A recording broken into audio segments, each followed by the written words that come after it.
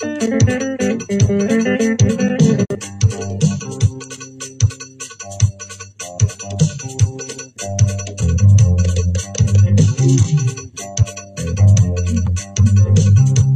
des libertés, vous savez.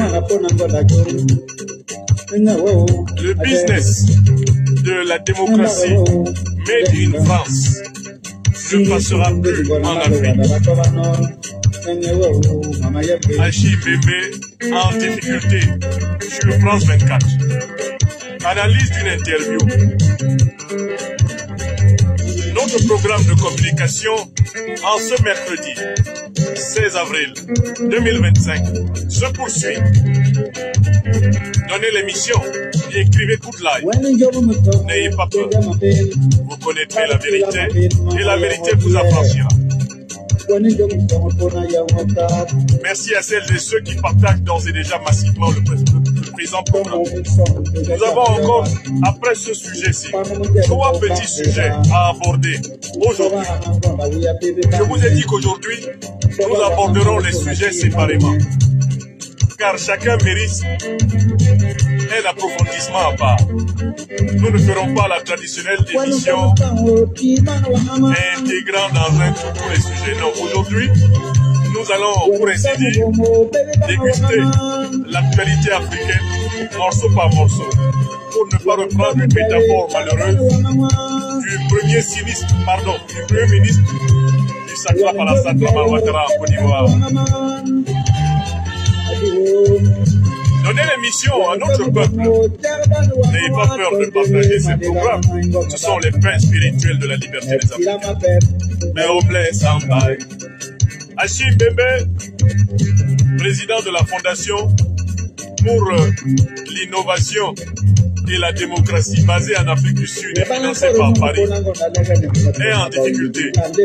Il a donné une de ses pires interviews sur France 24. Une interview pleine de contradictions, d'approximations, d'échappées et d'échappements. Une interview dépourvue de courage intellectuel. Et c'est dommage pour un intellectuel de cette famille.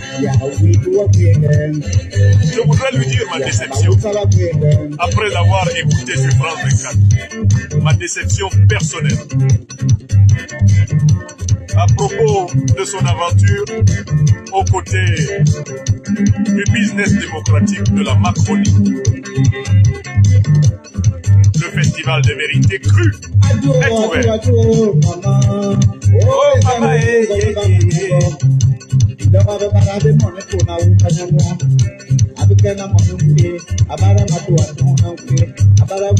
on ne peut pas se débrouiller pour se tirer d'affaire.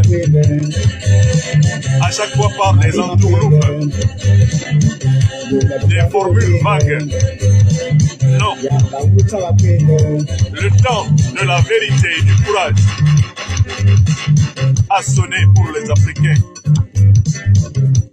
Il faut assumer un rapport courageux à la réalité. Alors partagez ce direct. Il est diffusé sur l'Université libre de l'Afrique des libertés YouTube. Il est diffusé sur Afrique des libertés Doc et sur Franklin Nyamsi Facebook. C'est le grand maître Jean-Pierre Coco Aladin qui ouvre le chemin avec Ekidjam Libouengen. Chaque chose à son temps.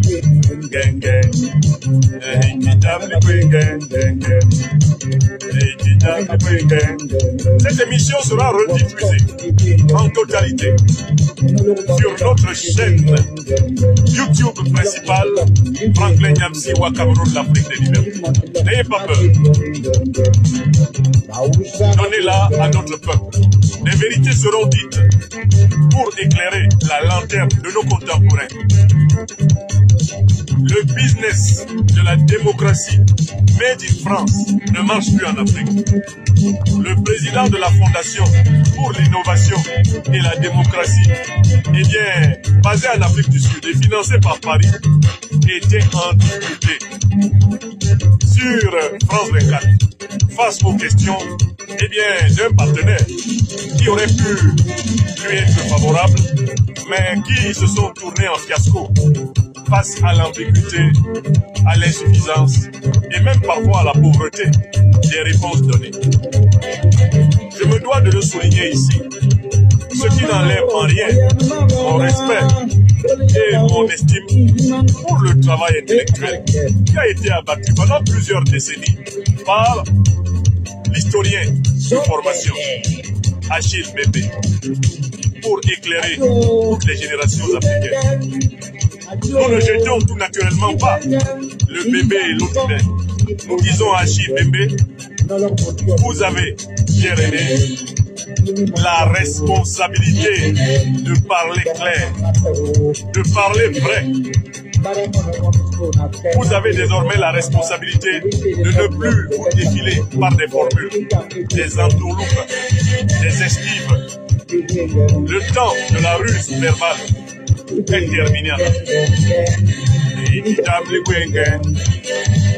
Maître Jean Kenol Barbier, wa Haïti, wa Africa, soit salué. Donnez cette émission à Haïti, à la Guadeloupe, donnez cette émission à Martinique, à l'île de la Réunion, aux Comores, en Polynésie, en Kanaki.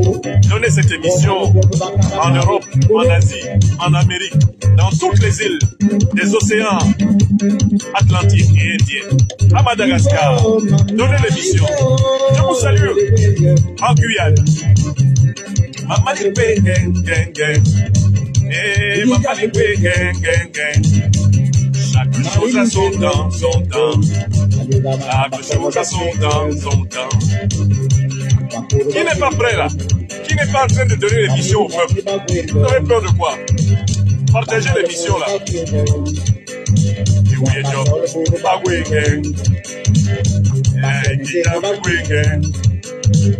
Noémie Thérèse Mikouma, Florence Nkoto, Mohamed Amir, soyez salués Armand Konan, Jerry Hissineri, Green Day, Madaman, Christine DS, Madi Oumar Adei, adopté Kakbaïnto, Ndoulapa, Gilles Zouno, Hilaire Kameni. Donnez cette émission à notre peuple. De quoi avez-vous peur?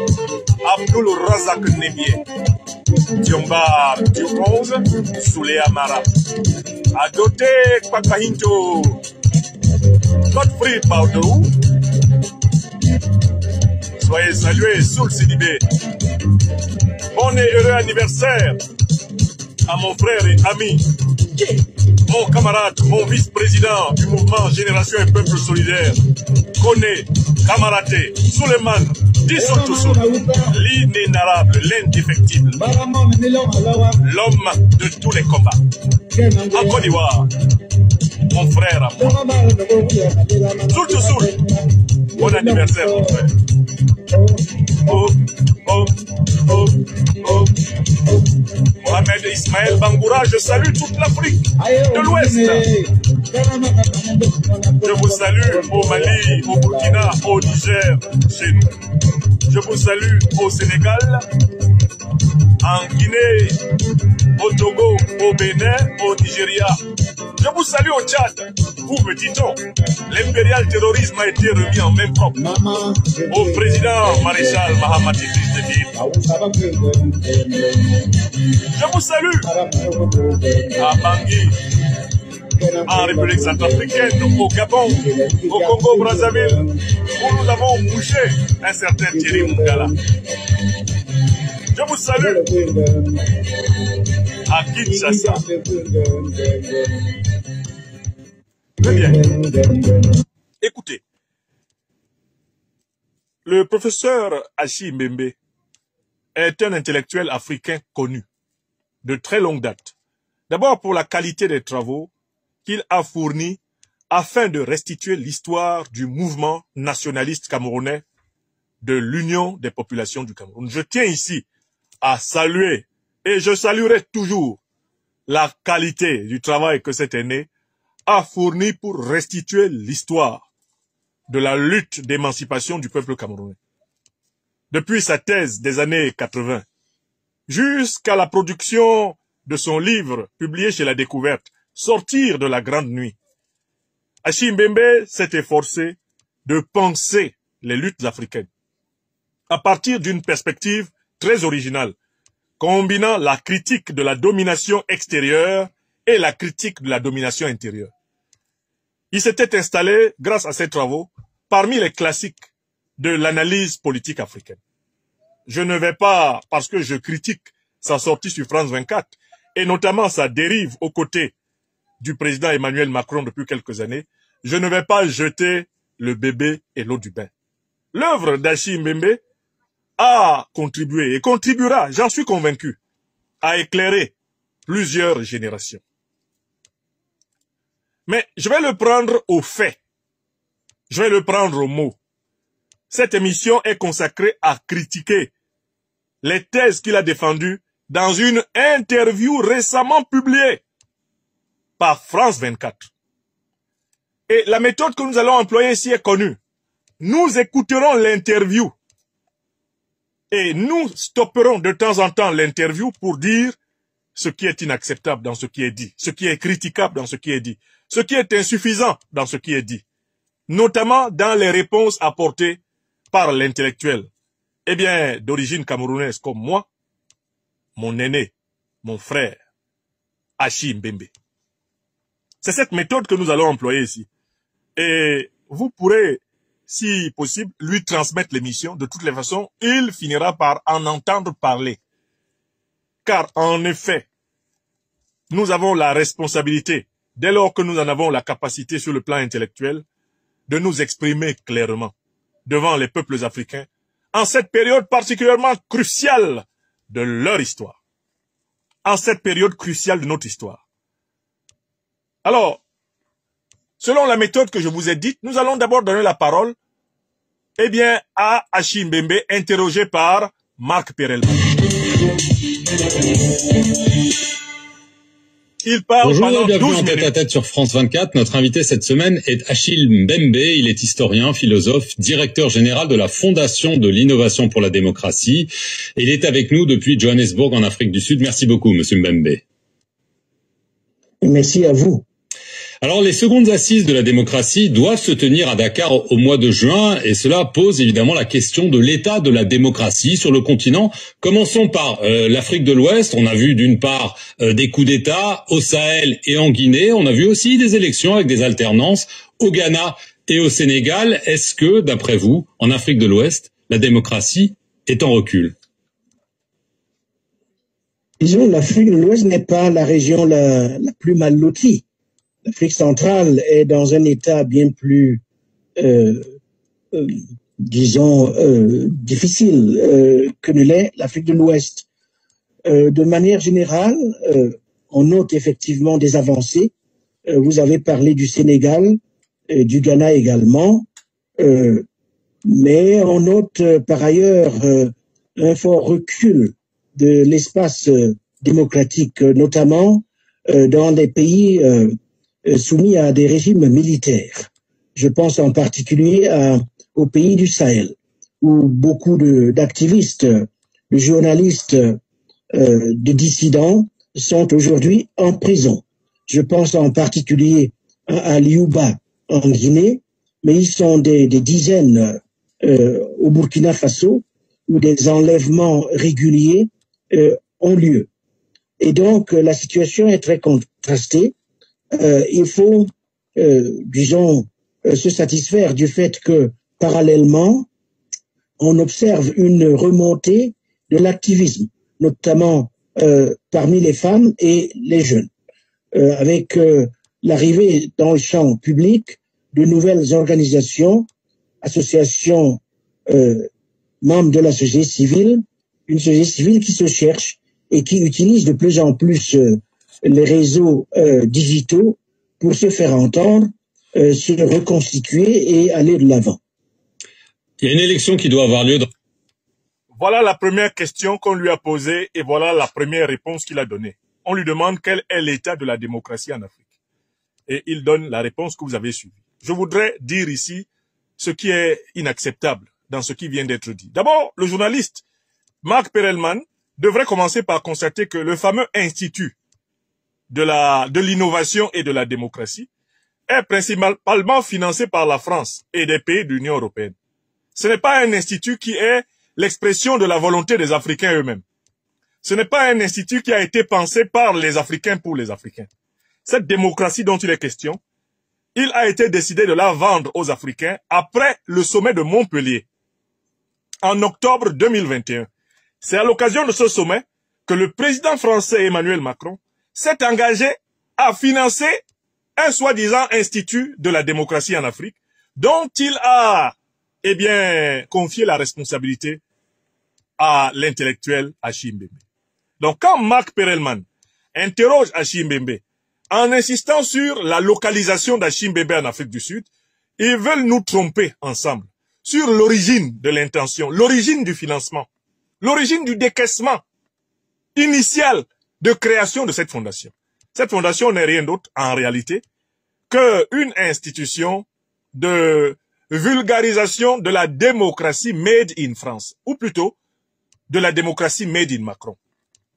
Voilà la première raison pour laquelle, cette interview n'est pas placée sous le sceau de la vérité. Marc Perelman aurait dû commencer par dire « Le président Macron vous a confié, à l'issue du sommet de Montpellier, la responsabilité de développer l'idée que vous avez en commun avec lui de la démocratie en Afrique. Il a décidé de mettre à votre disposition de l'argent public français pour que vous veniez promouvoir cette idée en Afrique. Où en est la mission que le président Macron vous a confiée? Voilà la question qu'on devait lui poser. Deuxièmement, le concept de démocratie qui est utilisé par le journaliste Marc Perelman et par Achille Mbembe comme étant une référence naturelle de l'ordre politique lui-même est critiquable. Qui a pensé la démocratie? Qui a théorisé la démocratie? Qui a posé la démocratie comme le summum de l'organisation politique de l'humanité? Ce sont certains penseurs occidentaux. Parce que même ici en Occident, il n'y a pas d'unanimité sur le fait que la démocratie soit la seule forme possible d'état de droit envisageable pour l'homme. Mieux, cette démocratie dont il est question, elle renvoie à une nébuleuse de concepts. Tantôt, elle peut renvoyer à la démocratie antique, telle que la pratiquaient les Grecs sous Périclès, sous Solon, par exemple. Elle peut renvoyer à ce qu'on appelle le régime représentatif.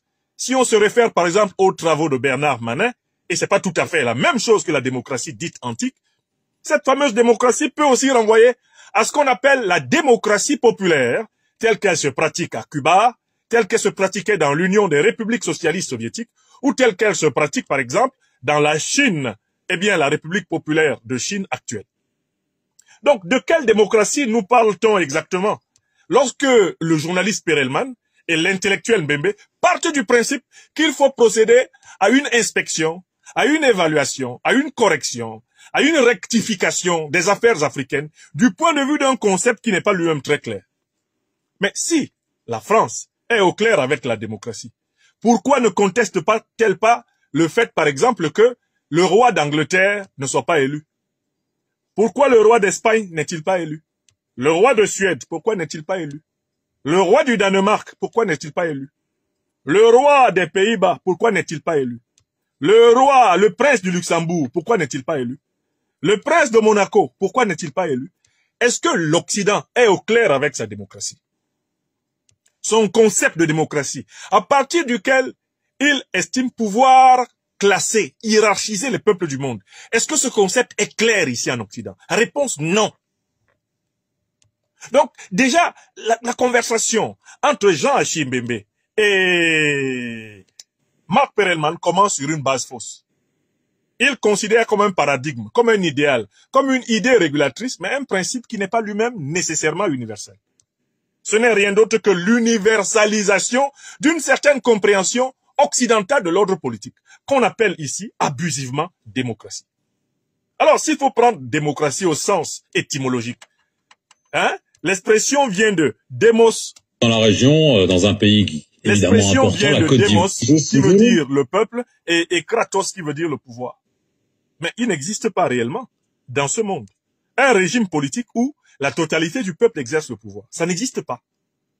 Donc déjà, on doit commencer par contester le principe qui est considéré comme la référence universelle, implicite, incontestable, à partir de laquelle on doit juger de l'ordre politique. Maintenant, Achille Mbembe nous dit que cette démocratie, c'est-à-dire la mode, la compréhension macronienne, la compréhension occidentale, et encore, même pas de tous les occidentaux, mais d'une partie de l'Occident, hein, l'élite qui a instauré le système représentatif, si bien analysé par Bernard Manin, il nous dit que cette pratique-là du régime représentatif, eh bien, est en difficulté davantage en Afrique centrale, eh bien, qu'en Afrique de l'Ouest. Pourquoi? Il nous dit qu'en Afrique de l'Ouest, on peut souligner qu'il y a des avancées démocratiques au Sénégal et au Ghana. C'est extraordinaire qu'il ait choisi le Sénégal et le Ghana comme des pays des avancées démocratiques. Mais le Sénégal a connu une crise explosive, n'est-ce pas? Les opposants Sonko et Diomaye sont sortis de prison pour aller à la présidence de la République. Et depuis qu'ils y sont installés, ils ont un mal fou à exercer la réalité du pouvoir. Pourquoi? Parce que les forces de l'ancien régime, le régime néocolonial sénégalais, d'inspiration française, sont encore à l'œuvre actuellement à Dakar. Elles bloquent les réformes militaires, elles bloquent les réformes monétaires, elles bloquent les réformes judiciaires. Achille Mbembe n'est pas sans savoir que le Premier ministre Ousmane Sonko s'est plaint de ne pas être obéi par certains de ses ministres, tel le ministre de la Défense, le ministre de la Justice ou le ministre de l'Intérieur. C'est-à-dire qu'en fait, comme nous l'avons souligné, au Sénégal, on a affaire en réalité à un bicéphalisme qui ne veut pas dire son nom. Voilà pourquoi Ousmane Sonko, de temps en temps, évoque les questions qui fâchent, histoire d'obtenir un certain nombre de facilités de l'ordre néocolonial traditionnel français, qui en réalité continue à gouverner le Sénégal. Et voilà pourquoi en réalité, on voit très bien que depuis qu'ils sont arrivés au pouvoir, ils ont encore plus de difficultés que Macky Sall à changer le Sénégal. Voilà le premier modèle que nous choisit Achille Mbembe pour nous parler d'avancée démocratique. Or, le Sénégal n'est pas sorti de l'auberge. À tout moment, une crise très grave peut éclater au Sénégal parce que le pouvoir au Sénégal n'est pas entièrement entre les mains de ceux qui ont nominalement, apparemment, été élus au présidentiel et aux législatives. Donc, voilà un premier modèle. De la part d'un intellectuel de cette facture, c'est grave de se référer à ça, alors même que la crise sénégalaise n'est pas finie. Le deuxième modèle qui est choisi, c'est le modèle ghanéen, parce qu'il vient d'y avoir une alternance avec le président John Mahamad Dramani qui exerce le pouvoir. Mais attention, l'ancien régime ghanéen n'a pas disparu. Et cet ancien régime ghanéen a participé à l'aggravation de la crise géopolitique et géostratégique ouest-africaine. Le Ghana, selon des enquêtes de l'Union européenne, l'agence principale d'information de l'Union européenne, Reuters, a montré que le Ghana était devenu, entre-temps, la base arrière des organisations terroristes. S'il faut parler encore, sous le prisme du terrorisme, du Ghana et du Sénégal, le Sénégal est une base arrière de l'organisation terroriste ukrainienne, qui, à travers son ambassadeur à Dakar, a reconnu avoir participé à l'assassinat en territoire malien de dizaines de soldats maliens et de leurs alliés russes en lutte contre le terrorisme international. Le Ghana et le Sénégal ne sont pas sortis de l'ornière de l'impérialisme et du néocolonialisme occidentaux. Alors, comment M. Mbembe peut-il nous citer ces deux exemples sans se rendre compte de l'incongruité qu'il y a? Il nous dit qu'on observe, par contre, une montée en puissance des régimes militaires. Et alors qu'on s'attendait à ce qu'il respecte sa propre parole, en disant que l'Afrique centrale est dans la situation la plus grave, les exemples de régimes militaires où les libertés individuelles ne sont pas respectées, eh bien, il va tout de suite les chercher en Afrique de l'Ouest. Bien sûr, le régime militaire guinéen est un régime fortement liberticide. Il cite le cas d'Aliouba et de plusieurs membres de la société civile guinéenne qui sont dans les fers de la dictature de Mamadi Doumbia. Ok, d'accord. Mais il y a un petit problème. Pourquoi Mbembe traverse-t-il à nouveau pour aller en Afrique de l'Ouest? Alors qu'il nous a dit que le retard démocratique est pire en Afrique centrale. Mais nous avons sous les yeux en Afrique centrale le pire exemple qui soit de régime militaire qui ne soit pas l'émanation d'un processus endogène. C'est actuellement le régime de, Brice Clotaire Oligui Nguema. Mais pourquoi il ne parle pas de Brice Clotaire Oligui Nguema, qui vient d'organiser une pour-élection avec l'approbation précipitée de Paris, avec les félicitations chaleureuses du président Macron. Pourquoi il ne prend pas cet exemple-là, où on voit très bien une fois de plus que ce sont ceux-là même qui financent le fameux Institut de l'innovation et de la démocratie, qui sont en même temps derrière les sabotages de la démocratie. En Afrique francophone, entre guillemets, dès lors qu'un régime politique ne fait pas les 4 volontés de Paris, eh bien, on l'attaque sauvagement, on le brutalise, on le menace, mais dès lors qu'un régime politique fait les 4 volontés de Paris, que fait-on? On l'accompagne dans les pires violations, on l'accompagne dans les pires absurdités, les pires tripatouillages, les pires parodies. On bénit ses pour-élections et la vie continue. Donc vous voyez très bien qu'ici, l'intellectuel Achille Mbembe est vraiment en difficulté. Et il nous dit que la démocratie va moins bien en Afrique centrale qu'en Afrique de l'Ouest, au lieu de s'appesantir justement sur le cas le plus récent, où en Afrique centrale, on a vu du n'importe quoi être présenté comme une élection. Mbembe traverse et il s'en va nous chercher un exemple en Guinée. C'est quoi cette logique à tête chercheuse? Sa première réponse est décevante. Il souligne du bout des lèvres l'émergence des activistes, parce qu'il n'a pas le courage de nommer les panafricanistes, et qu'ils sont sur les réseaux digitaux. Il ne veut pas dire les réseaux sociaux, pour qu'on ne sache pas que, il parle en réalité de nous, les panafricanistes, qui en réalité dominons les médias populaires africains par la revendication de 4 thèses. Le retrait total des troupes néocoloniales françaises du sol africain, la suppression totale de la monnaie néocoloniale et coloniale du CFA, la fin de l'ingérence des puissances étrangères dans la désignation des dirigeants africains, la fin de la domination et de la répression culturelle, y compris la répression paradigmatique, celle qui sans cesse utilise les concepts de démocratie et de droits de l'homme pour juger les Africains, leur distribuer des bons ou de mauvais points. Mbembe n'a pas le courage d'assumer ses responsabilités envers ce processus d'émancipation qui, en partie, peut s'être inspiré du travail qu'il a fait sur la lutte d'indépendance au Cameroun de Ruben Oumniobé et de ses compagnons de l'UPC. Le travail qu'il a fait pour affirmer la nécessité que l'Afrique sorte de la nuit impériale, de l'hiver impérial français.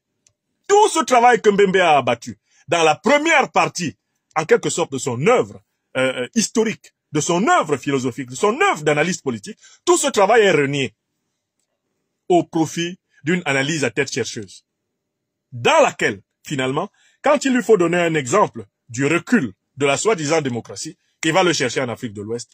Il ne prend pas un exemple le plus flagrant, le plus récent, sous ses yeux, les fameux 90% que s'est octroyé, Brice Clotaire Oligui-Nguema, le général Dansoman de Libreville.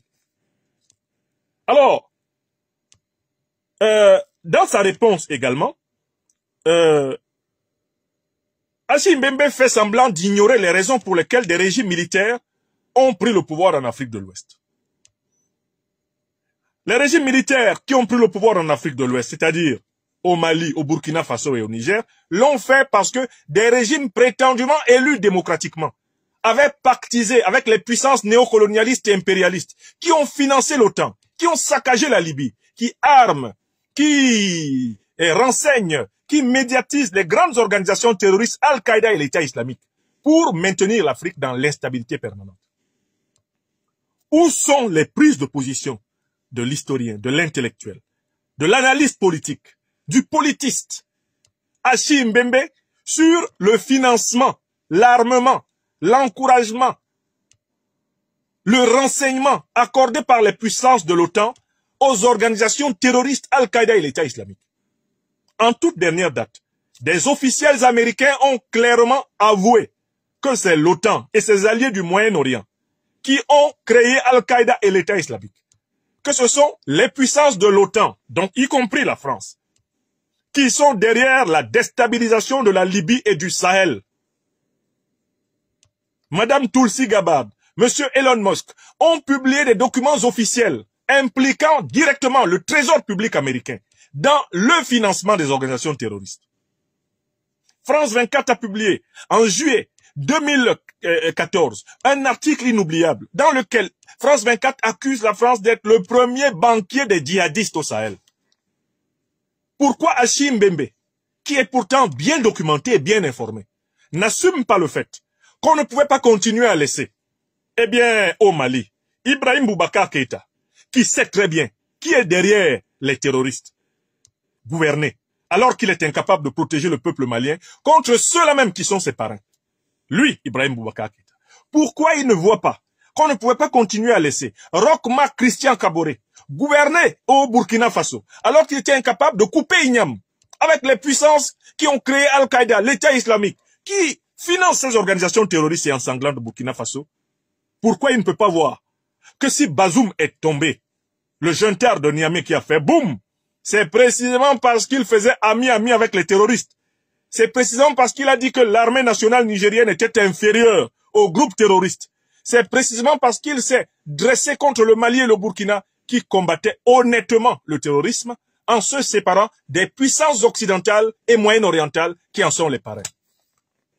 Vous voyez, la première réponse de l'intellectuel Achille Mbembe à la question de l'origine des régimes militaires est une réponse insuffisante, insatisfaisante. C'est une réponse constituée d'évitement, de non-dit, la peur de dire la vérité, l'incapacité de porter au verbe la réalité documentaire de ce temps, eh bien, caractérise la réponse numéro 1 de M. Mbembe. Enfin, il n'a pas le courage de souligner que parce que les Africains revendiquent leur souveraineté, parce que les Africains revendiquent la fin du CFA, parce que les Africains revendiquent la fin de l'ingérence de la puissance française, en particulier dans la désignation de leurs dirigeants, ils sont amplement persécutés, comme moi, je le suis en France. Où est la solidarité de l'intellectuel Mbembe? Lorsque M. Macron me traque, alors que je défends les thèses que lui Mbembe défendait, a défendu dans ses livres, à propos du colonialisme, du néocolonialisme français. Lui Mbembe qui a dénoncé l'armée coloniale française pour avoir assassiné au Cameroun près d'1 million des gens de notre peuple. Comment ça se fait que moi qui poursuis cette œuvre, je sois persécuté en France et que Mbembe se taise? Si ce n'est parce que, lui, M. Macron a mis à sa disposition les moyens d'être à la tête d'une soi-disant fondation de l'innovation et de la démocratie en Afrique du Sud. Oui! Donc déjà sur la première question, il est évasif, il est superficiel, il est scandaleusement flou.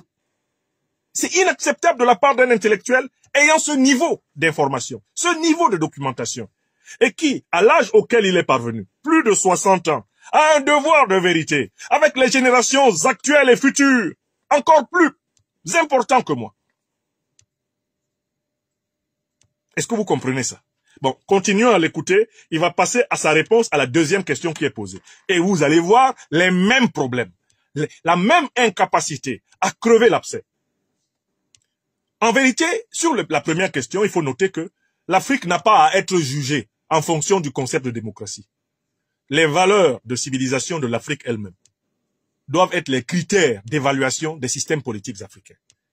Le plus ancien concept disant les valeurs de l'ordre politique africain, eh bien c'est le concept de Mahat. Si nous voulons juger de la politique africaine, nous avons 3 valeurs de civilisation qui ont présidé à la construction des institutions, de nos chefferies, de nos royaumes, de nos empires et de nos républiques d'inspiration africaine. Ce sont les valeurs de vérité, de justice et de solidarité. Et les systèmes politiques inspirés de ces valeurs, combinant les forces temporelles du pouvoir et, eh bien, le principe de transcendance et de supériorité de l'infini de la vie créatrice. Écoutons Achille Mbembe pour la suite. On lui demande quoi? Parmi les femmes et les jeunes, avec l'arrivée dans le champ public de nouvelles organisations, associations, membres de la société civile, une société civile qui se cherche et qui utilise de plus en plus les réseaux digitaux pour se faire entendre, se reconstituer et aller de l'avant.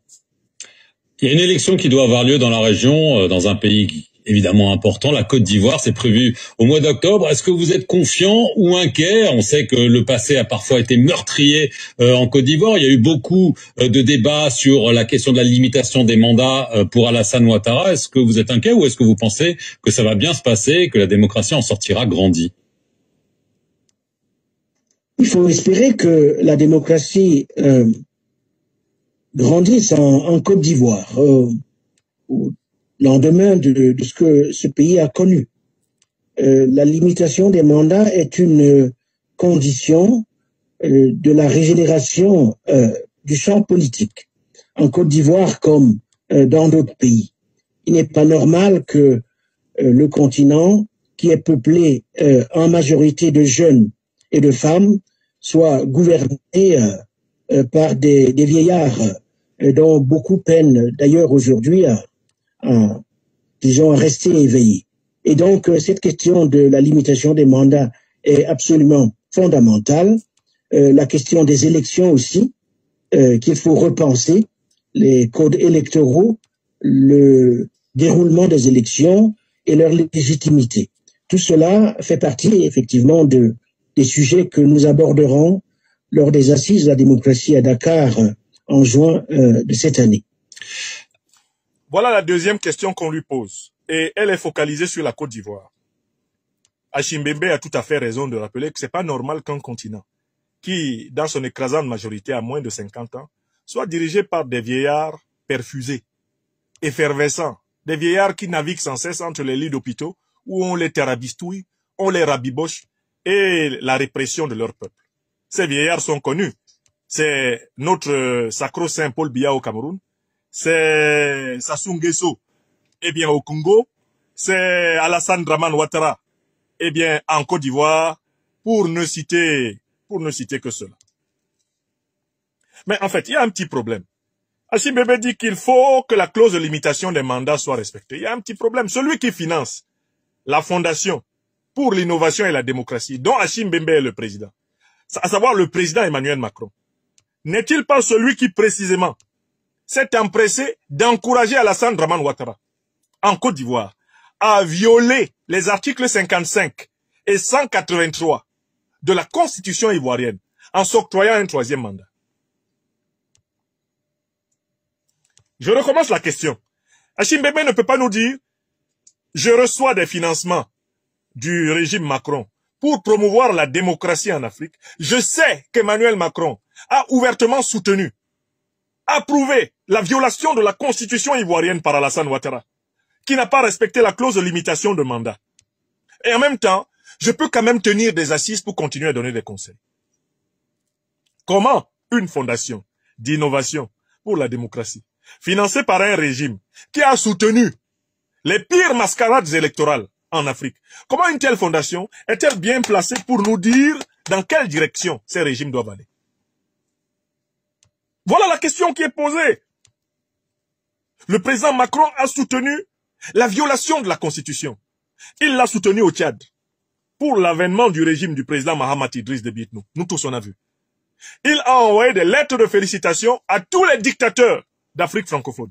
Paul Biya au Cameroun, Sassou Nguesso, eh bien, au Congo-Brazzaville, Faure Gnassingbé au Togo, Alassane Dramane Ouattara en Côte d'Ivoire. Même Macky Sall, quand il tripatouillait la constitution sénégalaise, bénéficiait encore du soutien du président Macron.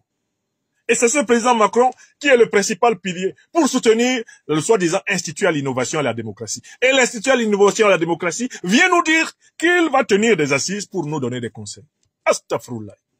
Comment peut-on être perché sur une fenêtre et se voir passant dans la rue? Il s'agit là d'une duplicité qui me rappelle étrangement la conversation entre Lavrov et Fabius à propos de la lutte antiterroriste. Fabius est ministre des Affaires étrangères de la France. En 2013, il demande au nom de la France à la Russie de ne pas empêcher l'intervention militaire de la France pour stopper ce qu'on appelle abusivement à l'époque les djihadistes qui se prépareraient à prendre la capitale du Mali, Bamako. Alors Lavrov, grâce aux informations dont dispose la puissance russe, fait remarquer ceci à Fabius. Mon cher Laurent Fabius, vous vous préparez, vous, Français, maintenant, à combattre au Mali les terroristes que vous avez armés en Libye. Réponse de Fabius, c'est la vie.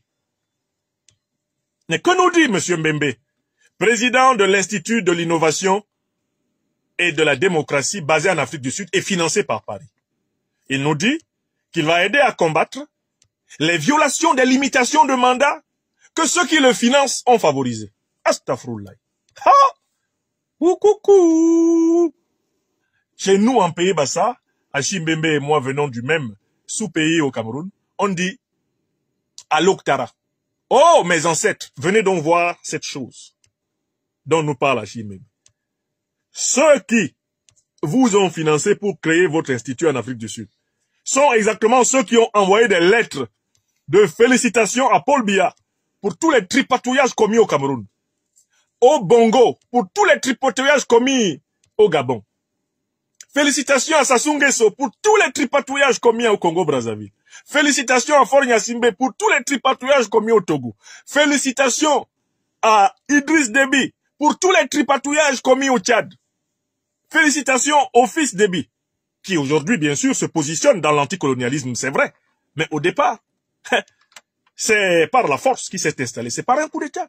Adoubé en avril 2021 par le président Macron qu'il a pris le pouvoir. Mais comment peut-on à la fois être financé par ceux qui sabotent les processus démocratiques en Afrique et venir nous dire qu'on va promouvoir la démocratie en Afrique? J'aimerais qu'on m'explique cette magie, ce tour de passe-passe qui consiste d'un côté à être l'homme de l'innovation démocratique made in France et en même temps à pouvoir réparer en quelque sorte les dégâts produits par la duplicité diplomatique française envers le processus soi-disant démocratique en Afrique. L'une des raisons pour lesquelles je fais cette émission, c'est pour montrer cette contradiction. Le même président Macron qui finance l'Institut pour l'innovation et la démocratie est celui qui encourage et a encouragé publiquement les pires dictateurs. Il a écrit une lettre de félicitations récente à Oligui Nguema pour sa mascarade au Gabon. Il en a écrit pour tout ce que j'ai cité. Tous les pires dictateurs africains ont bénéficié de ce soutien. Peut-être que là, je suis obligé d'aller chercher Monsieur Idriss Déby. Monsieur Déby, il faudrait que vous expliquiez à Monsieur Mbembe à quel jeu a joué l'élite de gouvernement français en Afrique avec cette histoire de démocratie. Monsieur Déby, qui vous a placé à la tête du Tchad et qui par la suite eh bien, a monté des soi-disant critiques et même des oppositions contre vous. Attendez, Monsieur Déby, venez s'il vous plaît. Je vous en supplie, sortez un peu d'Amdjaras.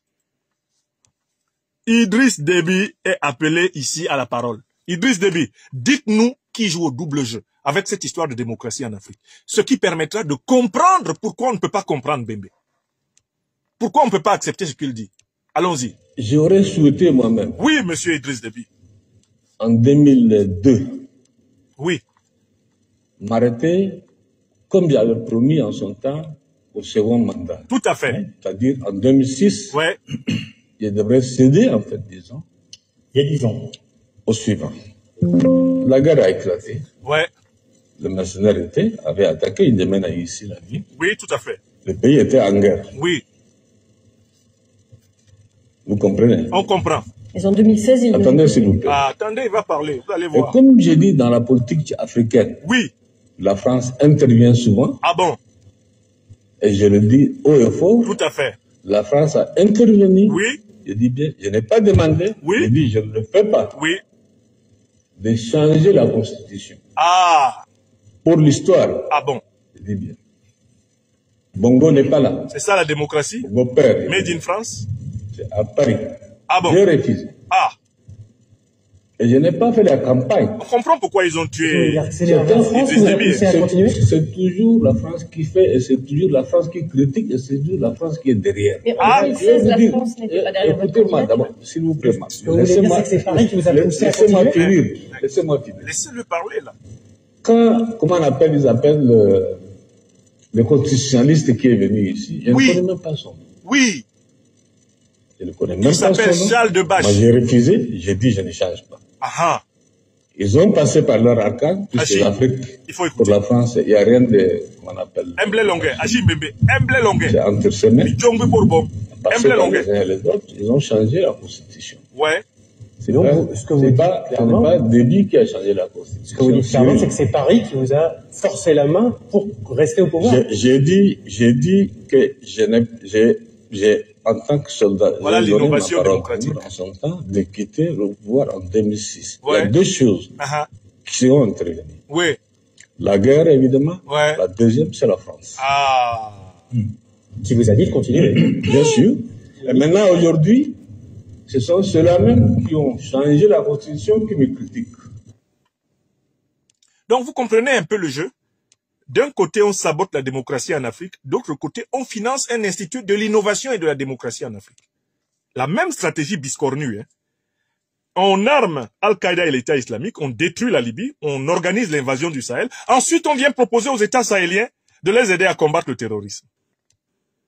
On détruit la démocratie en Afrique. Et de l'autre côté, on crée un institut pour promouvoir soi-disant la démocratie. Vous avez reconnu la méthode? La duplicité. La duplicité. C'est ce qu'il y a d'intolérable ici. C'est ce qu'il y a d'intolérable. Les mêmes qui félicitent les dictateurs africains quand ceux-ci fraudent aux élections, ceux-ci violent les constitutions, ceux-ci harcèlent et traquent les opposants, les mêmes qui les félicitent, ce sont eux qui financent un soi-disant institut pour initier les Africains à la démocratie. Est-ce que vous voyez ça? Voilà ce qu'il y a d'inacceptable. Continuons à écouter M. Mbembe. Continuons à écouter M. Mbembe. Achim Mbembe, vous avez toujours la parole. Question suivante. Alors, vous avez parlé de la question de l'imitation des mandats et des présidences à rallonge. C'est vrai que c'est surtout le cas plutôt en Afrique centrale. Évidemment, il y a le Congo-Brazzaville, il y a le Guinée équatoriale et évidemment votre pays d'origine, le Cameroun. On se souvient qu'en 2017, vous aviez publié dans Le Monde une tribune intitulée « Au Cameroun, le crépuscule d'une dictature à huis clos ». 8 ans plus tard, Paul Biya est toujours au pouvoir et il semble qu'il va à nouveau être candidat à la présidentielle prévue cette année. Qu'en pensez-vous? J'étais au Cameroun il y a quelques semaines. J'étais à Yaoundé. Ce que j'ai vu ne pousse pas à l'optimisme. Ouais. C'est un pays, en tout cas la ville que j'ai retrouvée, est une ville déliquescente, sale. C'est vrai. Jonchée de poubelles. C'est vrai. Je crois que l'image de ces poubelles est symptomatique d'un ordre politique qui tarde à passer. C'est vrai. Je pense personnellement, d'ailleurs comme beaucoup d'autres observateurs, que les prochaines élections seront cruciales. Ouais. Il y a beaucoup de doutes quant à la capacité du régime actuel à organiser des élections libres, indépendante. Je crois que la question de la transition au Cameroun est un problème d'envergure non seulement nationale, mais aussi sous-régionale. Il en va de la stabilité, je dirais, de cette partie du continent africain. Vous avez entendu la réponse d'Achim Mbembe, tout en hésitation, il dit quand même beaucoup de choses là-dedans. Première chose, il constate l'état de déliquescence de notre pays natal. Je suis entièrement d'accord avec sa description. C'est un régime pourri, c'est un régime moribond, c'est un régime qui doit disparaître pour que le peuple camerounais vive. Le régime de Paul Biya, hérité du régime d'Amadou Ahidjo, lui-même hérité tout naturellement de la domination coloniale et néocoloniale française. Bon, Achim Mbembe, on l'avait, en tant qu'historien, on était habitué à ce qu'il soit plus profond quand il décrit un régime. Là, il nous fait une peinture de ce régime comme étant simplement une réalité présente. Alors que ce régime est ancré dans le colonialisme, dans le néocolonialisme français, comme les travaux de Mbembe l'ont montré. Moi, je suis un lecteur de ces travaux. Je possède 3 livres d'Achim Mbembe dans cette bibliothèque qu'il m'a personnellement dédicacés lors de son passage ici, à l'école supérieure de commerce de Rouen. Achille Mbembe me les a dédicacés et je les ai entièrement lus. Je m'étonne de la légèreté avec laquelle il parle maintenant du régime du Cameroun, en parlant comme un régime qui n'aurait pas de racines, dans ceux-là même qui financent son institut pour l'innovation et la démocratie, c'est-à-dire l'élite politique française. Le régime que nous avons au Cameroun, il nous a été imposé par la guerre. C'est une guerre de répression du mouvement indépendantiste de l'Union des populations du Cameroun. Achille Mbembe a réalisé des travaux d'envergure sur cette affaire. Il n'en parle plus. C'est bizarre. Un historien sans mémoire. Parce que s'il en parle, il est obligé de dire la situation dans laquelle se trouve notre pays n'est pas simplement la faute de Paul Biya et de nous autres peuples camerounais qui ne nous en sommes pas encore débarrassés. C'est la faute de tous les dirigeants français, au moins depuis De Gaulle jusqu'à celui que nous avons aujourd'hui, Emmanuel Macron. Si Mbembe était resté l'historien alerte que nous connûmes, l'historien alerte que nous appréciâmes, Mbembe aurait restitué à la fois la nature despotique du régime de Yaoundé et, par ailleurs, son essence néocoloniale qu'il a contribué à documenter par des archives irréfragables. Lui-même, Mbembe ne peut pas contredire ses livres. Parce que ces livres ont été faits sur la base des archives. D'archives scientifiques. Alors, il décrit le régime comme ça, mais il dit une deuxième chose qui est très importante à Mbembe. Il était au Cameroun, et il a bien vu que ce qui est en train de s'organiser au Cameroun, ce n'est pas des élections soi-disant démocratiques. Ce ne sont pas des élections libres, justes et transparentes. Autrement dit, Mbembe sait que le résultat des élections au Cameroun est écrit d'avance. Mais, est-ce que cela empêchera M. Macron, si M. Biya réussissait à tordre à nouveau le cou et la main au peuple camerounais, est-ce que cela empêchera M. Macron de féliciter à nouveau M. Biya, comme il l'a fait en 2018?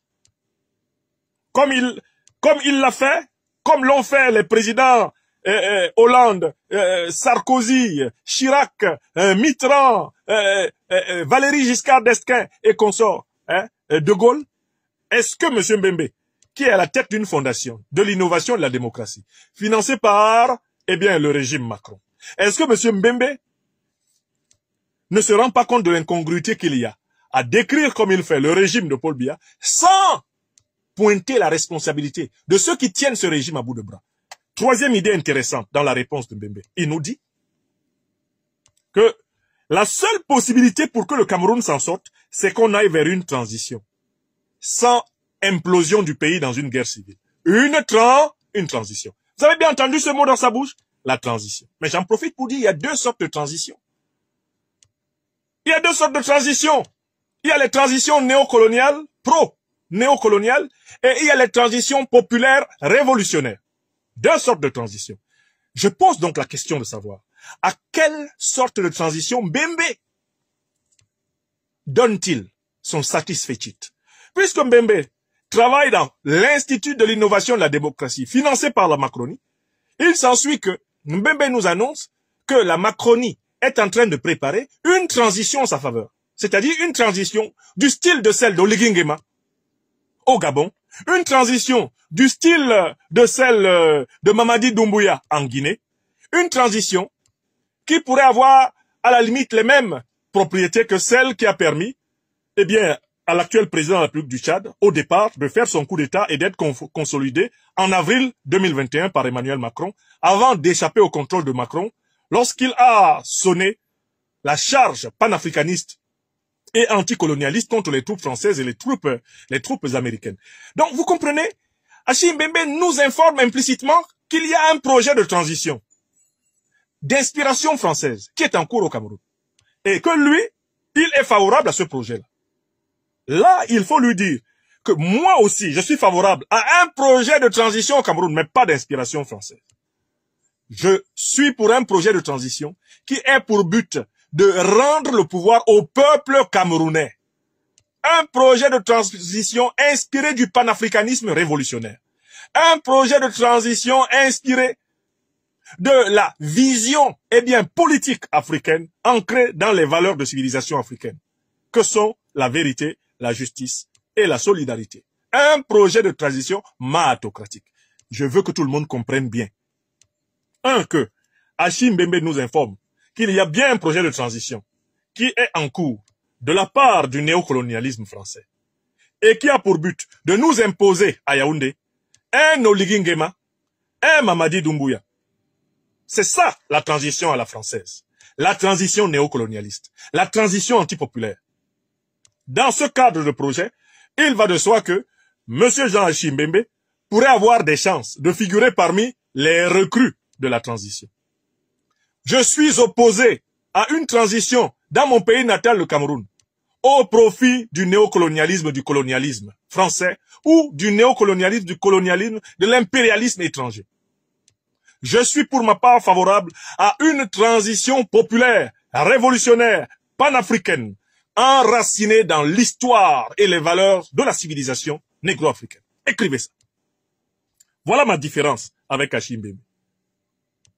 Mais au moins, il nous a informés que tout le monde sait qu'il n'y a pas, en réalité, élection démocratique, élection transparente, élection libre. Tout le monde le sait. Même à Paris, ils le savent.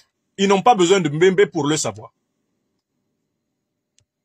Mais Mbembe nous informe que lui, il est favorable à une transition et que c'est un problème d'envergure. Réussir une transition au Cameroun sans qu'il y ait une guerre civile. Et moi, je vous préviens, la transition dont Achille Mbembe parle, c'est un coup d'État néocolonialiste du style Oligui Nguema. C'est un coup d'État néocolonialiste du style Mamadi Doumbouya. C'est-à-dire un coup d'État sous le contrôle du néocolonialisme français.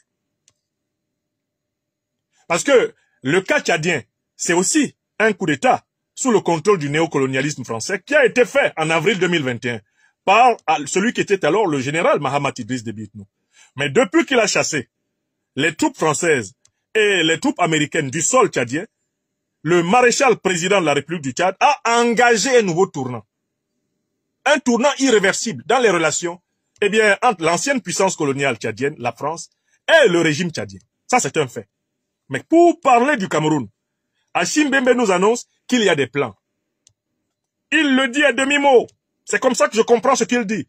Il va y avoir une transition, mais comme lui, il travaille pour l'Institut de la Fondation de l'innovation et de la démocratie, financée par Paris, il est favorable à une transition qui aurait l'assentiment de Paris, l'approbation de Paris. Est-ce un hasard si à l'ambassade de France à Yaoundé, c'est un général d'armée qui a été nommé par le président Macron? J'espère que vous savez que c'est un militaire qui est à la tête de la diplomatie française à Yaoundé. Quand on nomme un militaire dans une ambassade, c'est bien souvent parce qu'on prévoit des événements militaires dans le pays où on l'a nommé. Oui ou non? Écrivez. Écrivez ça. Voilà pourquoi nous disons à Achille Mbembe que nous autres de la tradition panafricaniste, UPCiste, révolutionnaire du Cameroun, nous récusons tout projet de transition dans ce pays en faveur de forces étrangères. Nous récusons tout projet de transition de nature Oligui Nguemaïque, de nature Mamadi Doumbouique. Nous récusons cela. Nous appelons à une transition en faveur du peuple camerounais, à des assises permettant de repenser le système politique camerounais d'une façon inclusive, permettant de résoudre ce qu'on a appelé la question anglophone, mais également la question de la participation des diasporas, la participation de toutes les couches populaires à une nouvelle république du 21e siècle africain, au Cameroun. Et pour nous, c'est l'idéologie panafricaniste, révolutionnaire, populaire, traditionnelle, seule, qui peut nous servir d'axe ici. Ce n'est pas la propagande démocratique et droit de l'homiste occidentale qui peut servir d'axe à une révolution authentiquement africaine au Cameroun. Voilà la différence. Bon, la suite. Laissons les questions venir et M. Mbembe répondre. Alors, en 2017, Emmanuel Macron, le président français, avait prononcé un discours à Ouagadougou que vous aviez critiqué.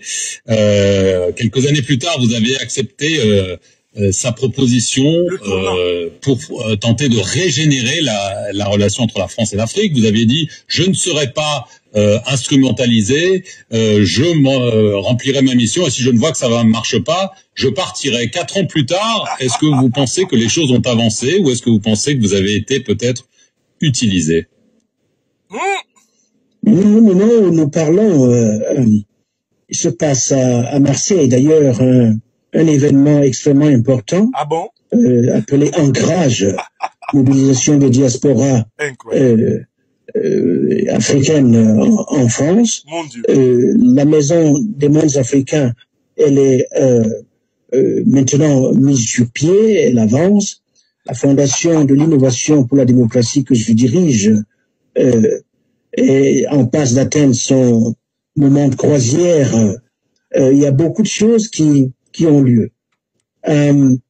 évidemment, il y a une partie de la donne qui tarde à démarrer, qui tarde à croître.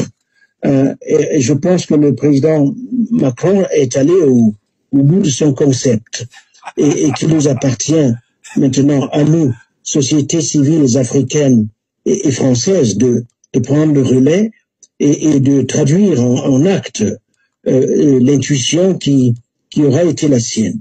Je ne vois d'ailleurs pas quelle autre voie est-ce que on pourrait suivre en ce moment. Évidemment, il y a des tas de domaines qui restent à creuser, mais cela dépend, je dirais, de la partie française comme de la partie africaine. Pour le moment, le travail que j'effectue au niveau de la Fondation me convient. Il y a beaucoup de progrès qui sont réalisés. Ah bon? Nous venons d'ouvrir des antennes dans l'océan Indien et nous en ouvrirons au mois de juillet en Afrique orientale et en Afrique lusophone. L'empreinte de la Fondation s'étend sur 36 pays. Il y a une forte demande et il faut l'accompagner à la fois intellectuellement et pédagogiquement et financièrement. Ah. Alors, de façon très concrète, on a vu la France... D'abord, dans cette réponse, qui est la réponse donc numéro 4, on voit que Hashim Bembe a du mal à expliquer ce qu'il fait encore derrière le président Macron. On lui dit, vous aviez dit que si ça ne marchait pas, vous alliez quitter, que vous n'accepteriez pas d'être instrumentalisé, puisque c'est le président Macron qui a engagé le financement de l'Institut de l'innovation et de la démocratie. La fondation que dirige Hashim Bembe est financée par la France. Mais on sait très bien le principe. Qui paye commande. Oui ou non? Celui qui paye, c'est lui qui commande.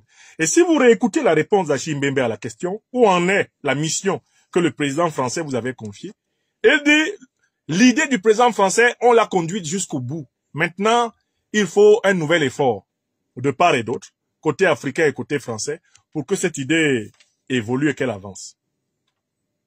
Il dit aussi dans sa réponse que le projet démocratique dont il est porteur est l'idée que le président Macron a eu lieu. A pensé.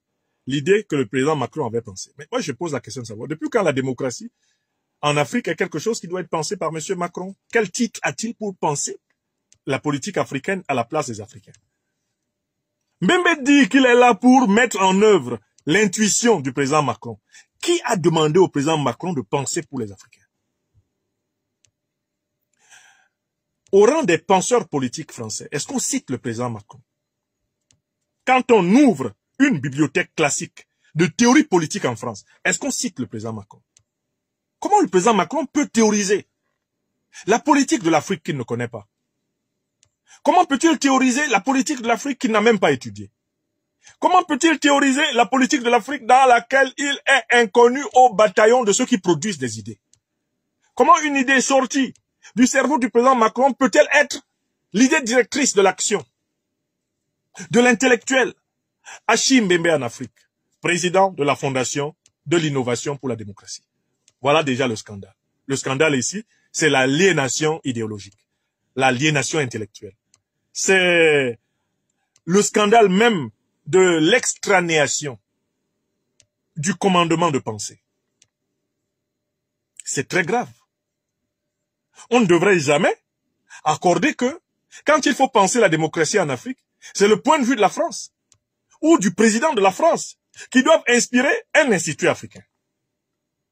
C'est tout simplement scandaleux.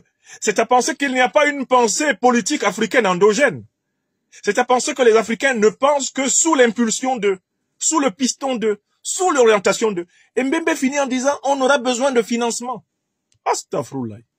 L'argent, le nerf du business démocratique, eh bien, made in France, est de nouveau invoqué ici par le président de la Fondation pour l'innovation et la démocratie.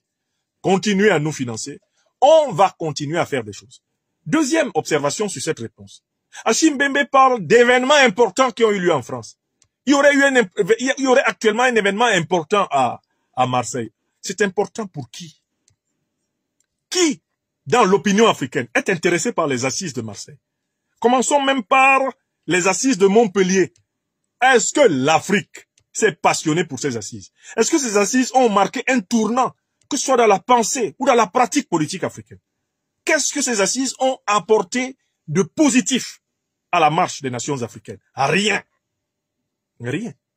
Ces assises avaient pour but de lisser, de polir, d'embellir, d'enjoliver le visage de la domination néocoloniale française. Non pas d'y mettre fin. Mbembe lui-même reconnaît. Et il reconnaîtra que on n'est pas allé de gaieté de cœur enlever les troupes au Mali, au Burkina Faso et au Niger. On y a été forcé. Perelman dit, la France a été chassée.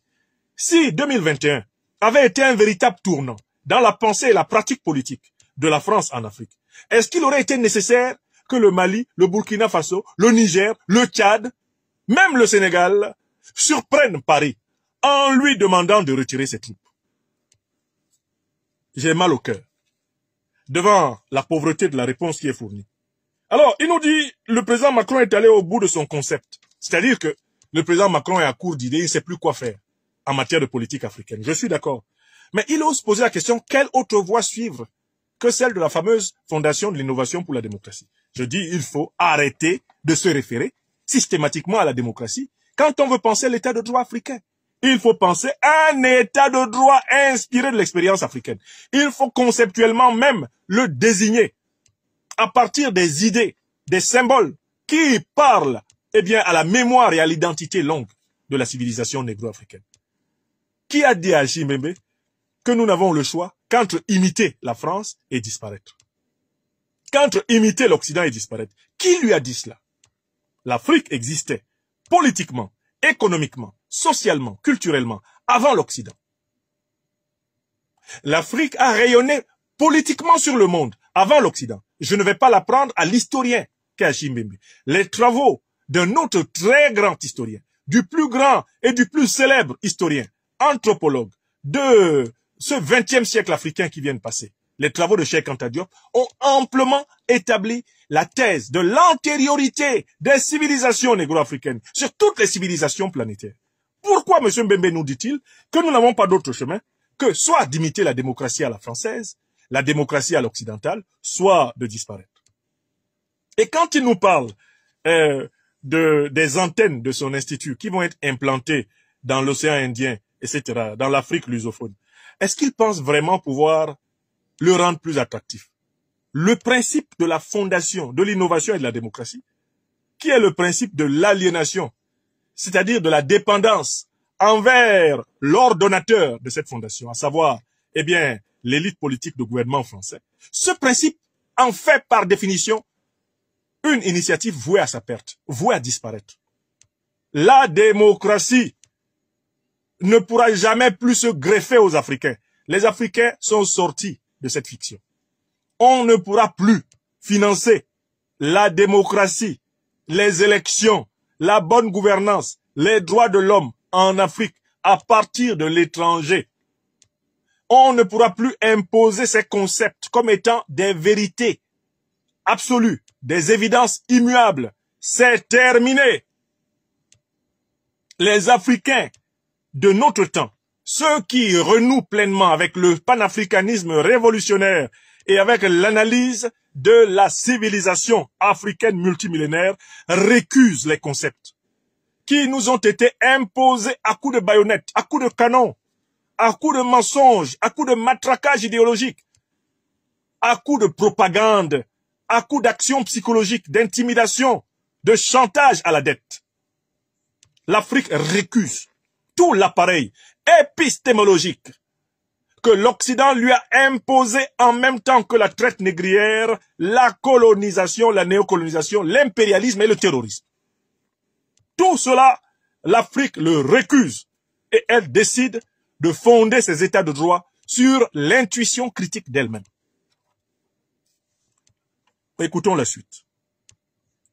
Être chassé militairement d'Afrique, du Sahel, mais aussi d'ailleurs. On a parlé de la Côte d'Ivoire, on le voit au Tchad, au Gabon. Est-ce que c'est une bonne chose? Et est-ce que un autre instrument symbolique de la puissance ou de la présence française en Afrique, le franc CFA, est-ce que vous pensez que là aussi, il faut une rupture et passer à autre chose? il fallait aller vite, tant du point de vue des bases militaires que du franc CFA, en tout cas, du point de vue de tous ces irritants, au fond, qui ne servent personne. Ni la France, ni d'ailleurs la plupart des sociétés africaines. En tout cas, il y a un ensemble d'institutions qui ont perdu de leur légitimité aux yeux des nouvelles générations. Et donc, il faut passer à autre chose. Pour cela, il faut être à deux. Il faut que cette volonté vienne des deux côtés. Il faut un capital intellectuel, une capacité d'imagination qui puisse accompagner cette transformation. Elle est de toutes les façons inévitable au regard, disons, de la donne géopolitique mondiale qui se dessine aujourd'hui. Et donc, le plus vite on y va, le mieux ce sera. Et je pense que c'est le seul chemin d'avenir viable, à la fois pour la France et pour le reste du continent. Donc, en conclusion, vous voyez la réponse qu'il vient de donner, mais ça fait peur de la part de quelqu'un qui a son niveau d'information. Mais depuis quand le colon libère le colonisé de gaieté de cœur? Depuis quand le colon accepte de perdre ses avantages? Il nous dit que le modèle ne profitait ni à la France, ni à l'Afrique. Mais écoutez, le franc CFA profite essentiellement à la France. Mais écoutez, Monsieur Mbembe, vous êtes un historien, vous êtes bien placé pour savoir que la puissance française s'est construite sur l'exploitation de l'Afrique. C'est-à-dire que le modèle néocolonial et colonial, c'est un modèle de pillage, d'exploitation de l'Afrique, de maintien de l'Afrique dans le sous-développement. On ne peut pas dire que l'expérience coloniale et néocoloniale n'ait profité à personne. Quand on est un historien de votre ampleur, Achille Mbembe. Alors, comme vous avez désormais des problèmes de mémoire, vous qui avez montré comment on a massacré 1 million de Camerounais pour imposer justement le modèle néocolonial, la République néocoloniale du Cameroun, d'Aïdjo et de Biya. Vous qui maintenant êtes en train de dire que ça ne profite à personne, alors que vous savez très bien de quoi est faite la richesse de la France, puissance coloniale, nous allons donner la parole à quelqu'un de plus autorisé que vous, Monsieur Mbembe. Quelqu'un qui lui a été 2 fois élu président de la République française et qui, dans un moment de vérité, dans un aveu, a expliqué qui a bénéficié de la relation franco-africaine, a expliqué qui s'est enrichi sur le dos de qui dans la relation franco-africaine. Nous allons lui donner la parole pour que vous, Mbembe, vous arrêtiez de faire du 2 poids 2 mesures face à la vérité historique pour laquelle vous êtes pourtant amplement outillé. À qui a profité la colonisation et qui a été nui? À qui la colonisation a-t-elle nui? Nous repartons chercher les informations que M. Mbembe ne veut plus assumer. Les informations qu'il ne veut plus assumer. Cette fois-ci, nous donnons la parole à quelqu'un qui est connu. Monsieur Chirac, sortez utilement de votre tombe et venez nous dire d'où vient l'argent que nous avons. Eh bien, en France. Chirac, eh bien, l'argent. Monsieur Chirac, s'il vous plaît, venez rafraîchir la mémoire à l'historien Achille Mbembe. Venez, allez-y. Action.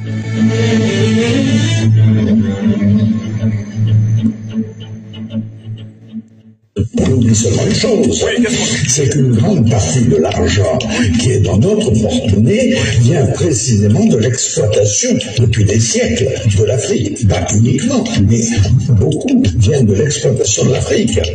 Alors, il faut avoir un petit peu de bon sens, je ne dis pas de générosité, de bon sens, de justice, pour rendre aux Africains, je dirais, ce qu'on leur a pris, d'autant que c'est nécessaire si l'on veut éviter les pires convulsions, difficultés avec les conséquences politiques que ça comporte dans le prochain avenir. Alors, M. Mbembe, vous avez donc écouté l'ancien président de la République française, Jacques Chirac, vous dire à qui a profité la traite négrière, à qui a profité la colonisation, à qui a profité la pseudo-décolonisation de l'Afrique. Il vous dit, elle a essentiellement profité à la France. Toutes ces pratiques de prédation, toute cette relation asymétrique franco-africaine a essentiellement profité à la France. Et Chirac conclut en disant, il faut mettre fin à cela, il faut rendre aux Africains. Chirac n'était même pas prêt à tout rendre. Mais au moins une partie de ce qu'on leur a pris. D'autant plus que on risque d'aller vers de sérieuses convulsions. Donc d'abord, Mbembe, dans sa réponse, fait preuve en réalité de révisionnisme et de négationnisme. C'est du révisionnisme et du négationnisme que de présenter la relation néocoloniale France-africaine comme n'étant bénéfique ni à la France ni à l'Afrique. Non, elle est bénéfique à la France. Et elle est maléfique pour l'Afrique. Voilà la réalité. D'accord? Maintenant, pourquoi est-ce qu'il fallait aller vite? En fait, il fallait aller vite parce que, en fait, il appartenait à l'élite de gouvernement français d'inventer une république française qui ne vive plus de l'exploitation injuste de l'Afrique. Or, c'est la défaite intellectuelle de la France de n'avoir pas porté au pouvoir, eh bien, des Françaises et des Français capables d'imaginer autrement la France, dans une république moderne, une république fraternelle, une république autrement compétitive, peut-être s'inspirant un peu du modèle de l'Allemagne. Ils n'ont pas été capables de le penser. Ça ne peut pas être présenté comme la faute à l'Afrique. C'est parce qu'ils ont eu l'habitude d'exploiter gratuitement les richesses africaines qu'ils ont perdu la capacité de penser la prospérité de la France sans l'exploitation de l'Afrique. D'accord, monsieur Mbembe? Alors, maintenant il dit qu'il fallait aller vite. Mais ils ne pouvaient pas aller vite puisqu'ils ne réfléchissent plus. Puisqu'ils considèrent l'Afrique comme leur chasse gardée. Puisqu'ils sont incapables d'imaginer la France sans le contrôle de l'Afrique. Puisque M. Macron nous dit que l'Afrique est l'avenir de l'Europe, que l'Afrique est l'avenir de la France, alors que les Africains ne supportent même plus seulement d'entendre cette phrase. M. Mbembe, vous dites qu'il fallait aller vite, mais nous sommes tous citoyens africains et citoyens, eh bien, d'adoption française. Pendant combien d'années ai-je dit ici, quand j'étais militant du Parti socialiste, aux dirigeants du Parti socialiste, chaque fois qu'ils arrivaient au gouvernement, de hâter la rupture, de hâter le changement de modèle. Combien de fois se sont-ils moqués des Français d'origine africaine qui ont gardé une sensibilité forte pour la dignité et l'émancipation du peuple africain à l'intérieur des partis politiques français, à l'intérieur des partis de gouvernement français. Les Africains de nationalité française qui ont tenté ce dont je parle pourront témoigner comment nous avons été méprisés dans les partis de gouvernement, méprisés dans les débats en France. Chaque fois que nous leur disions, retirons les bases militaires françaises le plus rapidement possible d'Afrique, pour ne pas que l'armée française soit humiliée et chassée. Rompons, mettons fin au mécanisme du CFA, laissons les pays africains aller à l'aventure monétaire eux-mêmes, qu'ils apprennent de leur haut et leur bas. Repensons le modèle économique français en faisant une république humble, fraternelle, moderne. En fait, repensons la France comme une fédération qui va devenir en réalité l'avant-garde européenne de la négociation, de la réparation, de la reconnaissance, de la justice, de la vérité historique, pour donner à la France une chance de survivre dans le monde qui vient. Que n'avons-nous pas dit depuis plus de 20 ans dans tous les cénacles de ce pays où on nous a tendu le micro? On nous a ri au nez. Nous sommes des milliers d'Africaines et d'Africains qui avons eu voix au chapitre pour présenter la nécessité d'anticiper sur les mutations irréversibles qui auraient lieu en Afrique. On s'est moqué de nous. On nous a snobés. On nous a demandé de nous contenter d'être heureux en France et au besoin d'oublier l'Afrique. Ce que nous avons, nous, personnellement, refusé. Donc, Mbembe, de quoi parle-t-il? Il dit qu'il fallait aller vite. Mais en 2021, vous, Achille Mbembe, en octobre, vous vous êtes réunis avec le président Macron à Montpellier. Est-ce que cela l'a empêché de continuer à avoir une attitude condescendante envers le Mali, le Burkina Faso, le Sénégal, tous les pays africains? Est-ce que la condescendance du président Macron a changé d'un iota? Mais il en a hérité. C'est une condescendance des dirigeants de la 5e République française, des dirigeants de la France coloniale. Ils sont nés, ils ont grandi dans le petit lait de la supériorité imaginaire de leur élite politique envers les peuples africains et les élites africaines. Voilà la réalité. Et ils ne voient pas pourquoi changer un modèle qui continue à leur bénéficier. La balance commerciale entre la France et l'Afrique est excédentaire en faveur de la France et déficitaire en défaveur de l'Afrique. C'est la situation en ce jour du 16 avril 2025 au moment où je vous parle. Donc, normalement à Paris, eux, ils se demandent pourquoi ils doivent renoncer à un modèle qui leur permet de vivre sur le dos de l'Afrique. Pourquoi renoncer à un tel modèle? Mbembe a écrit des travaux sur Fanon, mais il n'en a peut-être même pas tiré une seule bonne conséquence. Quand Fanon dit que la liberté du colonisé naît du cadavre en décomposition du colon. Ce qu'il veut dire par là, c'est qu'on n'a jamais vu une puissance impérialiste abandonner ses avantages. Ces avantages doivent lui être arrachés. C'est ce qu'ont compris les pays de l'Alliance des États du Sahel. Ils reprennent leur souveraineté, ils n'attendent plus le bon vouloir de Paris. Quand Hachim Mbembe dit, il faut passer à autre chose, et pour cela il faut être à deux. Mais écoutez, les Africains ne peuvent pas attendre continuellement le moment où l'élite politique française voudra enfin descendre de son piédestal, entièrement imaginaire, et penser un monde ensemble. Les Africains, eux, ils ont à réaliser ce monde. La population africaine s'est multipliée par 10, par 20. Les problèmes ont atteint une telle complexité qu'on ne peut pas attendre que les bons messieurs et les bonnes dames de Paris veuillent bien enfin nous considérer comme des égaux en humanité. L'Afrique n'attend plus personne. Mbembe, l'Afrique est en marche. L'Afrique n'attend plus personne. Vous étiez à Yaoundé, moi, je vais souvent au Sahel. Les Sahéliens n'attendent plus personne. Et ce qui va se passer en Afrique centrale, quand les peuples vont enfin écouter, eh bien, les descendants du courant du panafricanisme révolutionnaire endogène, les peuples surgiront et tous les satrapes fuiront les palais. Les peuples d'Afrique centrale iront dans tous les palais où se tiennent des despotes, les déloger, reprendre leur souveraineté et marcher la main dans la main avec les peuples sahéliens aujourd'hui pleinement éveillés. Hachim Mbembe dit il faut aller vite du point de vue de la géopolitique mondiale. Mais vous pensez que les Chinois vont vous attendre? Vous pensez que les Russes vont vous attendre? Vous pensez même que l'Amérique de Trump vous attend? Nul n'attendra personne.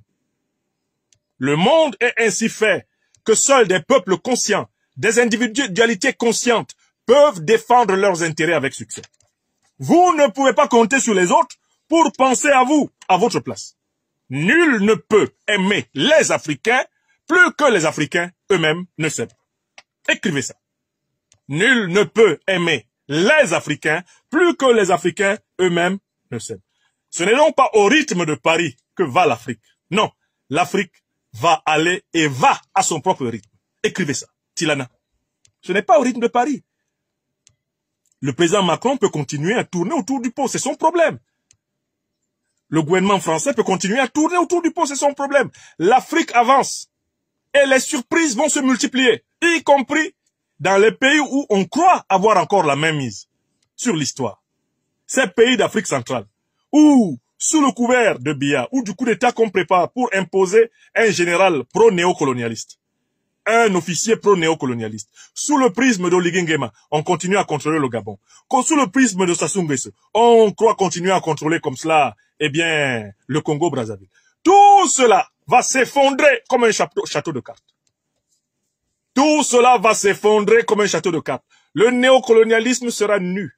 Les choses anciennes auront disparu. Écrivez ça. Je l'ai dit ici, il y a 20 ans. On s'est moqué de moi. Je l'ai dit il y a 10 ans. On s'est un peu moqué de moi. Maintenant, quand je le dis, on tremble. Car cela a commencé à se réaliser sous les yeux. Donnons la parole à Hachim Mbembe pour finir son propos.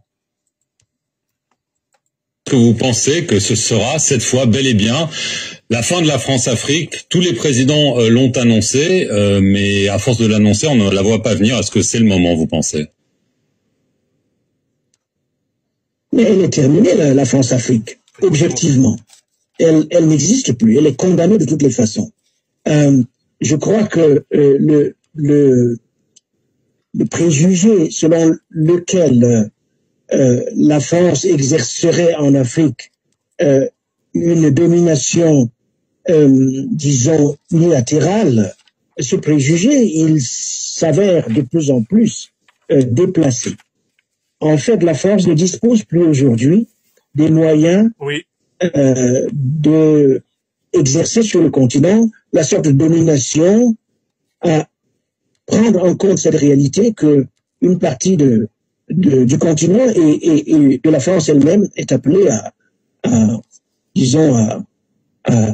c'est cela aujourd'hui, je crois. Vous voyez comment il a du mal. La démarche politique et intellectuelle la plus intéressante à suivre. À partir de là, évidemment, s'ouvriront de nouvelles possibilités. Elles existent d'ores et déjà sur le terrain. Je sillonne le continent tous les mois, je les vois. Il faut s'appuyer sur ces forces neuves pour inventer autre chose. Et l'aventure qui consiste à inventer cette autre chose, je crois que c'est une aventure absolument excitante d'un point de vue intellectuel et personnel. Achille Mbembe, merci beaucoup d'avoir... Voilà, sa dernière réponse. Il dit que la France n'a plus les moyens d'exercer sa domination sur l'Afrique. Voilà. Voilà quelqu'un qui dit une chose et son contraire. D'une part, il faudrait que la France aille vite. Il aurait fallu que la France aille vite. Et de l'autre côté, la France n'a plus les moyens d'exercer sa domination sur l'Afrique. Mbembe dit ça, il se rend même pas compte de la contradiction. Soit cette affaire-là dépendait de la France. Et c'est à la France d'accorder un peu ou pas assez de souveraineté aux pays africains anciennement colonies. Ou alors, en fait, ce n'est pas la France qui console le processus historique africain et les Africains vont crânement faire de l'Afrique ce qu'ils veulent en faire. Mbembe a un mal fou à admettre une situation dans laquelle le peuple français décide pour la France, les peuples africains décident pour l'Afrique. Pourquoi Mbembe veut-il systématiquement associer aux décisions africaines la volonté politique française? Sont-ce les Africains qui décident ici en France? Le point de vue des Africains, en tant que peuple, en tant qu'entité politique, est-il déterminant sur la configuration de la République française? Réponse non. Mais pourquoi Mbembe, jusqu'à la fin de son entretien, est constamment en train de chercher un moyen d'impliquer la France dans la manière de concevoir l'Afrique? Mais parce que il lui faut quand même justifier les subventions de l'Institut de l'innovation, de la Fondation de l'innovation et de la démocratie, financée par la France de Macron. Il lui faut entretenir l'illusion qu'il va falloir d'une manière ou d'une autre que ce que l'Afrique va être soit codécidé avec la France. Les Africains refusent le principe de la codécision. Car ce principe de la codécision n'est pas compatible avec le principe de souveraineté. Les peuples européens décident en Europe, les peuples africains décident en Afrique. Il faut que Mbembe comprenne cela et qu'il comprenne que bientôt Paris mettra un terme au financement de sa fondation pour l'innovation et la démocratie parce que Paris se rendra compte que ça ne peut pas marcher. La démocratie made in France, ça ne peut pas marcher en Afrique. Le business démocratique made in France ne peut pas prospérer en Afrique. Les Africains ne veulent plus d'une puissance étrangère qui vienne leur dire quel doit être le système politique qu'ils doivent adopter. Les Africains n'en veulent plus. Mbembe gagnerait à évoluer, à changer d'activité. Parce que bientôt, même à Paris, ils vont comprendre que ce n'est plus la peine de financer ça. Ils ont peut-être injecté les premiers 30 millions qui avaient été demandés à Montpellier, mais ils auront du mal à continuer. Parce qu'ils voient bien que le résultat est nul. On a financé ça depuis 2021. Votre fondation de l'innovation et de la démocratie. Qu'est-ce qui s'est produit? Mais depuis là, la France a été chassée militairement de partout. Et bientôt, le franc CFA va être supprimé en Afrique. Alors, est-ce que Mbembe viendra aussi nous dire que c'est sa fondation pour l'innovation et la démocratie qui a facilité le départ des troupes françaises d'Afrique? C'est sa fondation qui a facilité la fin du franc CFA? Non! Lui, Achille Mbembe, tout comme ses donneurs de subventions français, sont à la remorque de l'histoire. Ils courent après les événements. Ils sont dépassés par les événements parce qu'ils ont en réalité un problème avec le principe de la souveraineté des peuples africains. Voilà la vérité. Et c'est ce que je voulais dire. En écoutant cette interview, je tenais à ce que nous allions point par point et que nous montrions pourquoi ce qu'il dit ne tient pas debout. Alors, en conclusion,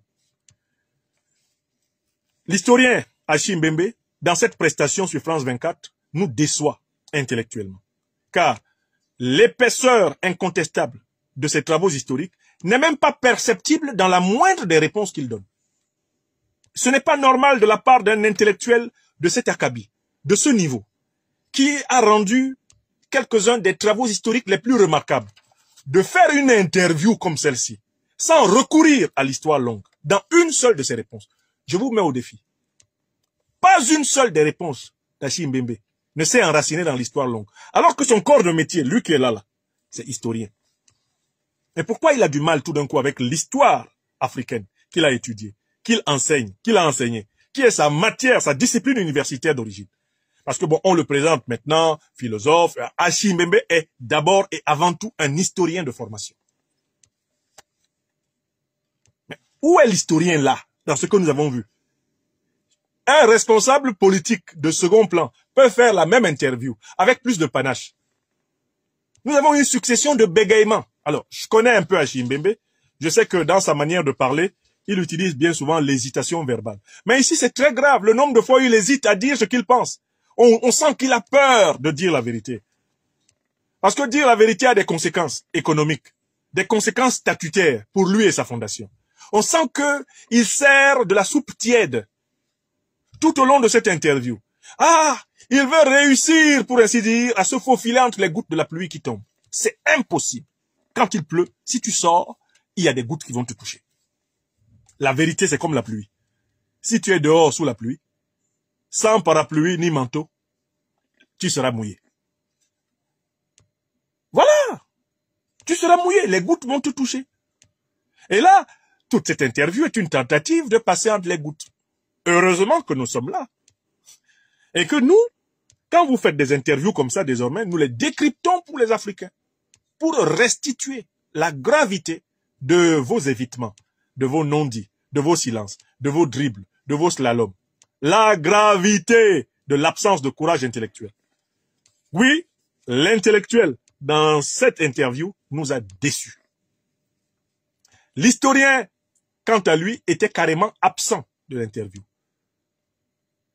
Le courage intellectuel minimal qui est requis de quelqu'un qui a la responsabilité de transmettre la flamme de la dignité aux générations actuelles et futures, l'absence de ce courage dans cette intervention est flagrante. Voilà pourquoi nous disons à notre aîné, bien-aimé, Achille Mbembe, Achille, s'il te plaît, arrête de faire ça. Parce que quand tu fais ça, tu remues le couteau dans la plaie du cœur des Africains. Quand tu fais des interviews comme ça pour ne rien dire, tu nous fais honte. Quand tu fais des interviews comme ça, dans lesquelles Marc Perelman est beaucoup plus précis que toi, Marc Perelman est même beaucoup plus aigu dans son questionnement que toi. Quand tu fais ça, tu humilies l'intelligence que pourtant le Tout-Puissant et nos ancêtres angélisés t'ont donné à volonté. Non, au nom du business de la démocratie made in France, on ne doit pas se renier. On ne doit pas renier l'histoire. On ne doit pas renier la légitimité des luttes africaines pour la souveraineté. On ne doit pas renier la grande tradition du courage intellectuel, qui est l'une des valeurs civilisationnelles du peuple africain, la valeur de vérité. C'est ce que je voulais dire. Et je crois que j'ai été suffisamment clair ici. Je vous remercie d'avoir écouté cette émission et j'espère que vous l'avez massivement partagée. Ce décryptage de cette interview.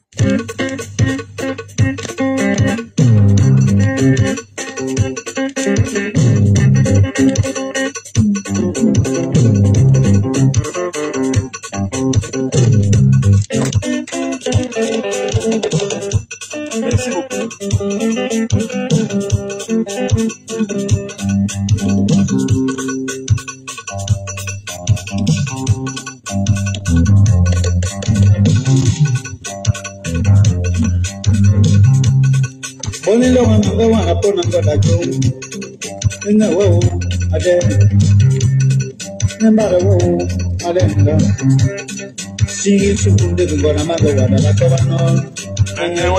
Mama Yebo.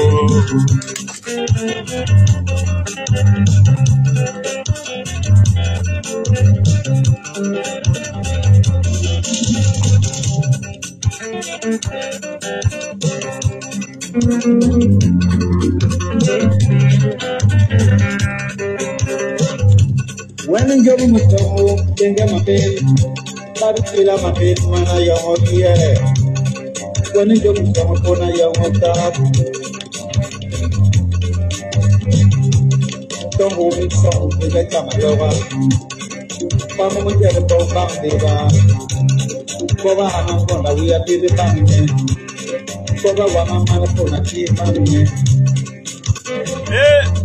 agent JPP, non,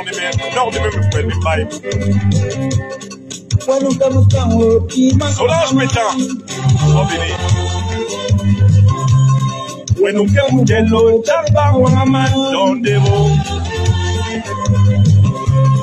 When you get yellow, chapa woman. When you get yellow, chapa woman, don't devo. When you get yellow, chapa woman, don't devo. Maliga manam bengat me amamba. Me metila ma pep, me ouble sambai.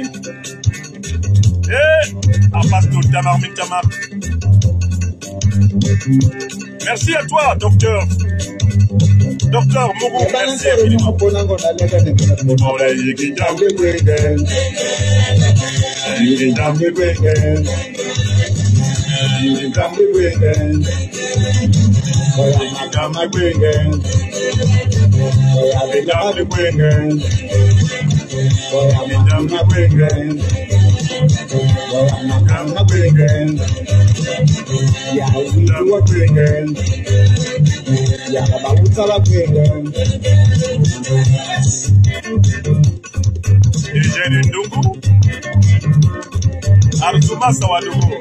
Je salue le Burkina Faso.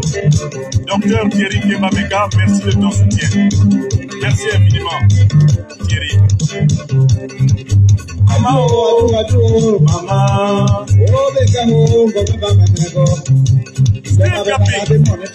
l'émission sera rediffusée entièrement sur la grande chaîne YouTube Franklin Nyamsi Cameroun, l'Afrique des libertés, afin que nul n'en ignore. Abdoul Razak Débié, Moussa Barka, Alain Kapando,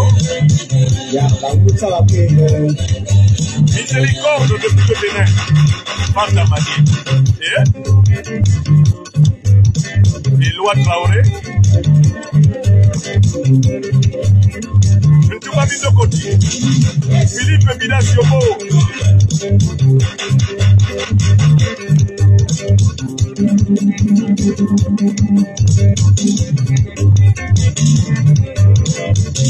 Georges Toursil, Antonio Oscar Zissou, Omena Asso Marie Hollande, Maman les ah bon, ils ont fait partie de volume. Ils ont fait partie de volume.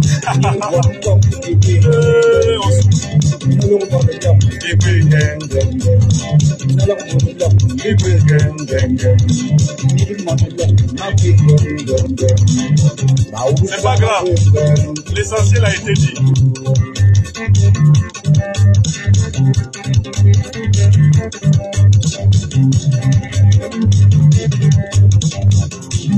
Bonsoir à toutes et à tous.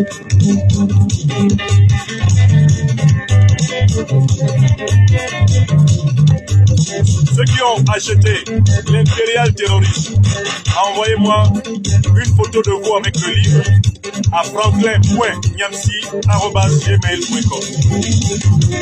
franklin.nyamsi@gmail.com. Une photo de vous avec votre livre. En retour, je vous écris en vous envoyant une dédicace signée de ma main. Moukaïla Kompaoré, Moussa Barka. Julie Panam, Gatien Nyakora, Ovi Guillet, Finipanja, Docteur Thierry Kembameka, Balsero parle déjà du plan B sans le nommer, il n'a encore rien vu. C'est un malappris, ils n'ont encore rien vu. Ils vont répéter tout ce que j'ai dit. Mot à mot.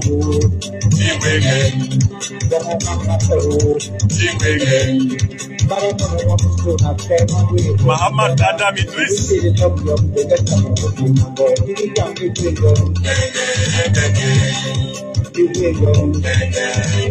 vous dirai quand j'arrive au Canada.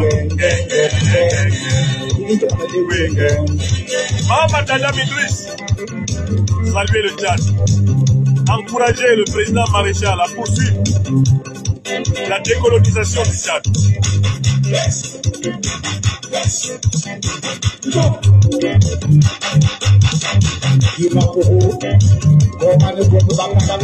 Christian Nignon, l'homme du Niger, Yao et Kovi, Mohamed Toukara, Mama Likwege, Georges Babré, depuis Nîmes, sois béni, Ayoka, Likwege. Si, faut chercher la version brochet. L'impérial terroriste, il faut cliquer sur brochet. Il y a la version Kindle, e-book, et il y a la version brochet, qui est en jaune sur Amazon. Ne cliquez pas sur la version Kindle, qui est rouge, mais il y a une version jaune et noire. C'est le brochet, ce sera livré chez vous. L'impérial terroriste. Le livre qui marche. Où un chat est appelé un chat et non pas un animal poilu. Voilà, même si vous étiez assez nombreux. Ça donc, c'est souillant, hein, bébé. C'est souillant, hein. À la manière de Jean Djenga. C'est souillant. C'est souillant, vraiment. Pourquoi il fait des choses comme ça? Ouais, Achille. Eh, maman que nous m'en Achille, bébé. Baby son, non la baisse. Malalba ou biobé. Ouais, bébé. Sorandi. Atamano, avec Mouyobi. Eh, bébé, sorandi. Et à Jojon pour Macron. Et à Jojon pour Yé, en Porto-Kendi. Ouais, bébé. Un bébé a manqué nous. Une bébé né. Madame m'a mouillé bon, un bébé. Eh, et à Jojo Boubous. Et à Jojo Boubous.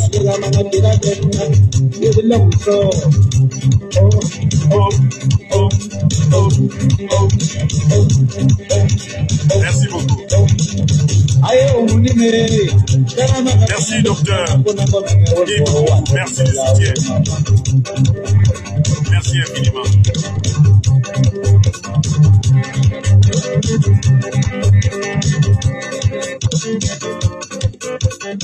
Vous étiez plus de 1000 personnes sur l'Université libre de l'Afrique des libertés. Plus de 1000 personnes sur Facebook, plus de 1000 personnes visibles sur TikTok et beaucoup plus nombreux que ça. Combien étiez-vous sur TikTok? Mes amis sur TikTok, n'oubliez pas de partager le direct. On essaie à tout prix de nous réprimer sur TikTok. Mais grâce à vous, nous tenons bon. A plus tard. Alors, vous étiez 15 000 en direct sur TikTok. 15 000. 15 000 spectateurs en direct sur TikTok.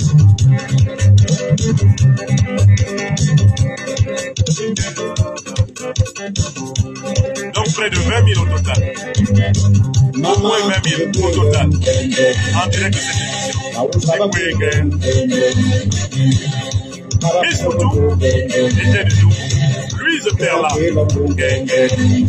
Omao Complex.